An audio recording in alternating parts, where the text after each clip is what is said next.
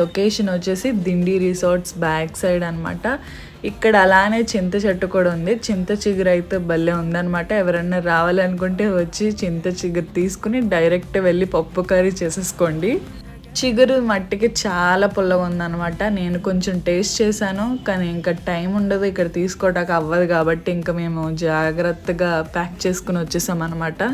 ఇక్కడ మీరు చూస్తున్నారు కదా, ఈ లోటస్ అన్నీ కూడా మౌనికక్క తీసుకొచ్చింది. మౌనికక్క ఎక్కడ పడిపోతుంది అని చెప్పి పవన్ దగ్గరుండి మరీ హెల్ప్ చేశాడనమాట. ఇదిగోండి ఫ్రెండ్స్, నేను ఏదో తీసినట్టు నేను పోజ్ ఇచ్చాను, మౌనికక్క కూడా ఒక పోజ్ ఇచ్చింది.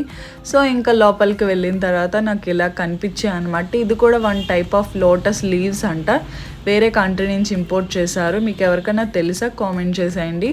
సో ఇంకెప్పుడు బోటింగ్ చేయలేదు కదా అని చెప్పేసి మేమైతే ఈవినింగ్ టైంలో 5 అలా అవుతుంది, ఆ టైంలో మేము బోటింగ్ అయితే స్టార్ట్ చేస్తామన్నమాట. ఇదే నా ఫస్ట్ ఎక్స్పీరియన్స్. దిండి మా ఊరికి దగ్గరే, కానీ